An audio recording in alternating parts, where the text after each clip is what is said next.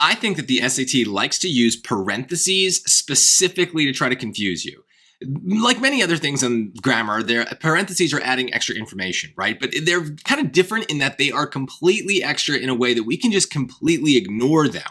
Whereas other parts sometimes are giving information that we need to understand the sentence. Here, though, my advice is just completely ignore these parentheses and see what you've got. Now, notice what I'm not crossing out, or at least I'm trying not to, is the comma that comes after the parentheses. That also bothers people. First of all, they don't like that there's two punctuation marks right next to each other, but also it's just something that kind of gets lost if you do have the parentheses. We kind of lose track of it by ignoring the parentheses. We sometimes ignore the comma as well, but it's still there. It's very, very important for this.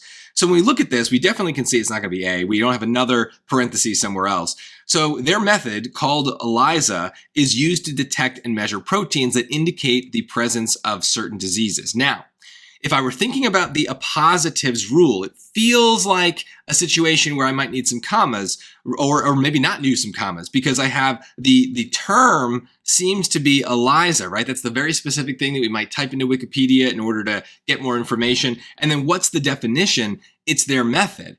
So it feels like no commas are necessary, but again, we've got that comma at the end there that's already kind of predetermined for us.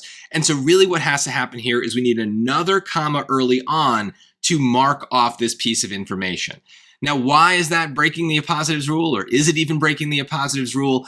Honestly, this is where things get a little tricky, is sometimes we do have extra clauses that don't quite follow that rigid term definition rule that I talked about in the previous question and that I've talked about in my lesson on appositives. But a lot of the times when that gets broken, the SAT is going to break it for you. They're going to force you to put a comma. In my personal opinion, if you have a comment about this, please put it.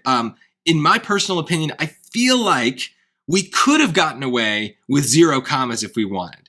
Their method, called ELISA, is used to detect and measure proteins. I feel like we could have done that, and that would have been kind of following the normal ELISA rule, the normal appositive rule. But basically, because the SAT put this other comma here, they're telling us there's some sort of break in the sentence, and we need to match that. And so we need that earlier break to remove that piece, that descriptive piece. So the real sentence is, their method is used to detect and measure proteins that indicate the presence of certain diseases, right? That sounds like a great sentence. It sounds complete. Yes, it's helpful to have the information, but technically it is extra information.